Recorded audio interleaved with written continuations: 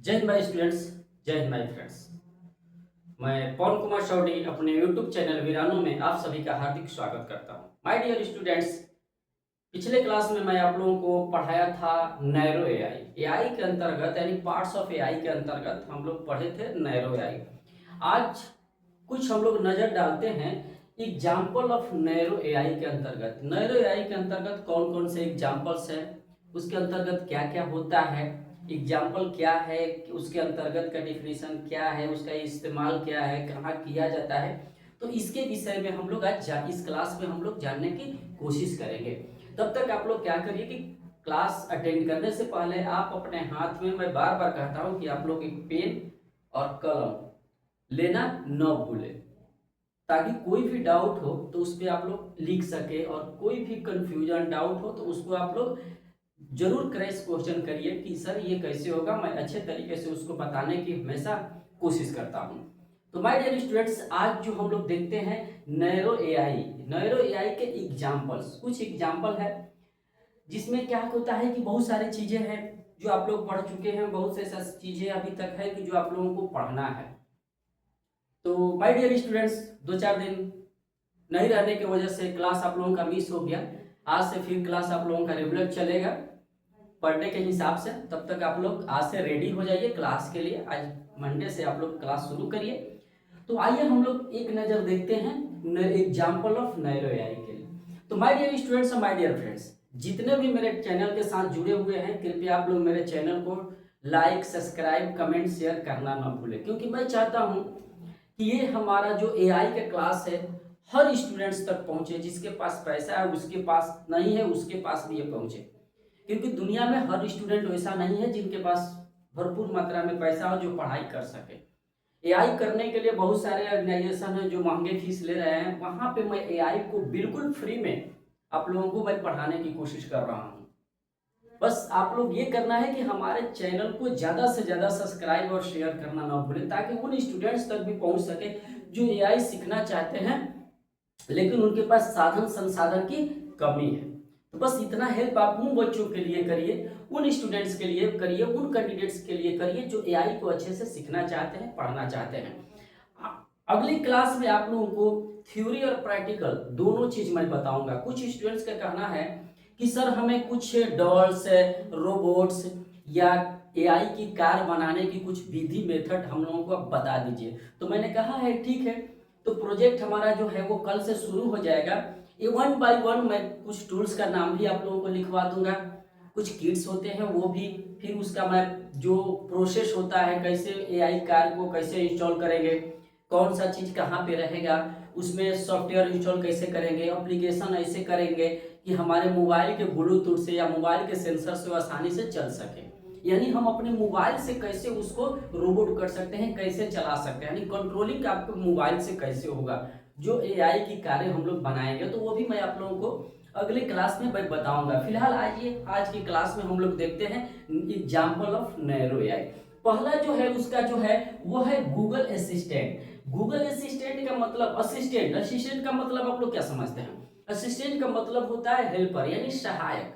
होता है ना, जैसे बड़े बड़े अधिकारी होते हैं या लीडर्स होते हैं, उनका एक असिस्टेंट होता है। यहाँ पे गूगल असिस्टेंट यानी गूगल का सहायक, जिसकी सहायता हम लोग जिससे लेते हैं, राइट। तो इसमें क्या होता है कि ये तो पहले क्या करता है कि आंसर क्वेश्चन हम लोग करते हैं, जो भी आंसर क्वेश्चन यानी जो भी क्वेश्चन हम लोग देते हैं उसका वो रिप्लाई देता है, ये होता है। दूसरा क्या होता है, फॉलो द कमांड्स, हमारे द्वारा दिए गए कमांड्स को या इंस्ट्रक्शन को क्या करता है, अच्छे से वो फॉलो करता है। तो गूगल असिस्टेंट में यही आप लोग ध्यान रखिएगा, सिर्फ 2 पॉइंट्स होता है, एक होता है आंसर क्वेश्चंस और दूसरा होता है फॉलो इंस्ट्रक्शन और कमांड। यानी वो क्या करता है कि पहले तो क्वेश्चन का आंसर देता है, आंसर क्वेश्चन हम लोग कर लेते हैं, और दूसरा जो क्या होता है कि वो कमांड को फॉलो करता है या हमारे इंस्ट्रक्शन को फॉलो करता है। जैसा हम इंस्ट्रक्शन उसको देंगे, जैसा हम उसको कमांड देंगे उस तरह से उसका क्या करेगा कि वो रिप्लाई देता है।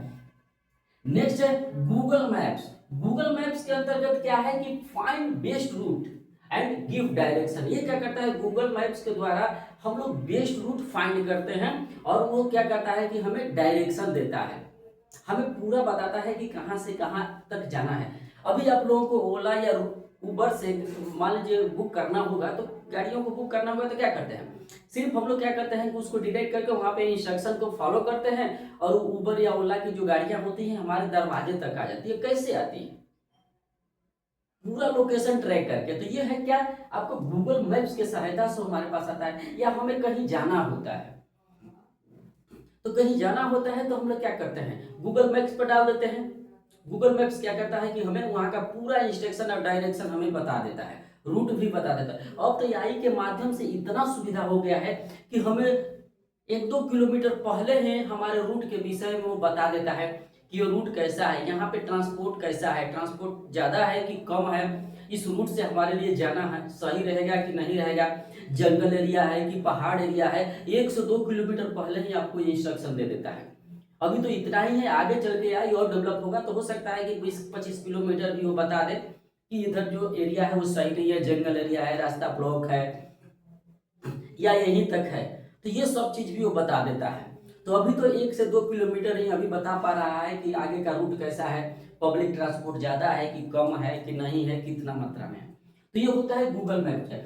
तीसरा जो है फेस अनलॉक। फेस अनलॉक क्या होता है कि recognise your face to unlock. वो हमारे फेस को क्या करता है कि मोबाइल को अनलॉक करने के लिए हमारे फेस को क्या करता है, रिकॉग्नाइज करता है, पहचानता है। जब हम फेस अनलॉक लगाते हैं तो हमारे वो फेस का क्या करता है कि पूरा फेशियल एक्सप्रेशन, मूवमेंट, अपने पिंपल्स ऊपर बहुत सारी चीजें जो होता है ना वो एक्सप्रेस कर लेता है, वो क्या करता है, रिकॉग्नाइज कर लेता है, पहचान लेता है। और जब तक वो हमारा फेस नहीं आएगा सामने ना, तब तक हमारा मोबाइल अनलॉक नहीं होगा। आप लोगों ने अपना फेस लॉक अपने मोबाइल पे लगाया है, मैं कितना भी प्रयास कर लूं अपने फेस को डिटेक्ट कराने की, लेकिन नहीं हो पाएगा। तो वो क्या करता है कि हमारे फेस का स्ट्रक्चर कैसा है, हमारे फेशियल एक्सप्रेशन कैसा है, हमारा डिजाइन कैसा है, ये सब बहुत सारी चीजें जो होता है ना ऑब्जर्व करके वो लॉक करता है। तब हम लोग क्या करते हैं कि उस पर जब होता है तो अनलॉक करने के लिए हम अपना जो फेशियल एक्सप्रेशन है उस तरफ से करते हैं, तो हमारा क्या होता है कि ओपन हो जाता है। तो माय डियर स्टूडेंट्स, कभी कभी थंब इंप्रेशन और फेशियल एक्सप्रेशन भी हमारे लिए हानिकारक हो सकता है। इसलिए जब भी आप लोग फेशियल एक्सप्रेशन या थंब एक्सप्रेशन फिंगर का जब भी दीजिएगा तो उसके साथ एक पासवर्ड लगाना मत भूलिएगा। कभी कभी थंब का इंप्रेशन हम जब देते हैं तो वहां पे क्या आता है, कभी कभी थंब नहीं कर पाता। जैसे हम लोग स्कूल में क्या करते हैं कि थंब लगाते हैं, तो हमारे थंब क्या करता है कि एक बार में कभी कभी नहीं लेता है, कभी एक बार में लेता है। तो मान लेते हैं थंब में डस्ट वस्ट लगा हो तो रिकॉग्नाइज नहीं कर पाता है। उसी तरह मान लीजिए कि किसी ने दाढ़ी बढ़ गया या भौवें बढ़ गई, या ब्यूटी व्यूटी पार्लर में आप लोग जाके क्रीम व्रीम लगा दिए, फेशियल एक्सप्रेशन आपका थोड़ा सा डिफेक्ट हो गया, तो वो अनलॉक नहीं होगा। तो माय डियर स्टूडेंट्स और माय डियर फ्रेंड्स, आप लोग ध्यान रखिएगा कि जब भी फेस लॉक या थंब इंस्पिरेशन आप लोग दीजिएगा तो एक अलग से पासवर्ड आप लोग अपने मोबाइल या लैपटॉप कंप्यूटर में जरूर दीजिएगा, अन्यथा फिर तो ओपन ही नहीं होगा वो।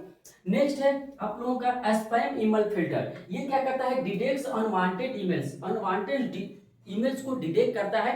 और इसका जो होता है ईमेल में आप देखे होंगे कि अलग से फोल्डर बन के आता है स्पैम फोल्डर, स्पैम करके। तो जो भी क्या करता है कि स्पैम टाइप से जितने भी ईमेल्स होते हैं ना, वो क्या करता है कि स्पैम फोल्डर में उसको ऑटो में आपको ले जाकर पुटअप कर देता है, रख देता है, ताकि हमें ढूंढने में आसानी होती है। तो ये भी इसमें बहुत बढ़िया फायदा है। नेक्स्ट है चेस कंप्यूटर और लूडो कंप्यूटर्स। तो इसमें क्या होता है कि प्ले चेस और ludo but can not do other task like a human. ये क्या करता है कि हमारे चेस और लूडो को क्या करता है कि हम लोग उस पर खेलते हैं, बट ये क्या करता है कि ह्यूमन इंटेलिजेंस की तरह, यानी ह्यूमन की तरह अदर टास्क को ये पूरा नहीं करता। ये वन वे टास्क होता है, सिर्फ एक टास्क पे होता है। आप लोग देखे होंगे कि जो लूडो हम लोग खेलते हैं, चेस चेस भी खेलते हैं, तो वो एक ही पथ पे हम लोग खेलते हैं, अलग से कोई नहीं होता है।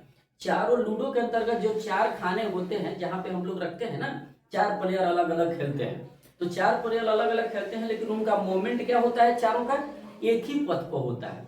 उसी तरह चेस में जब 2 प्लेयर आपस में खेलते हैं तो उनका मूवमेंट क्या होता है, एक ही पथ पर होता है, अलग से नहीं होता है। तो ये नैरो एआई का है, यानी use of narrow AI only one task. तो माय डियर स्टूडेंट्स, ये रहा some example of narrow AI.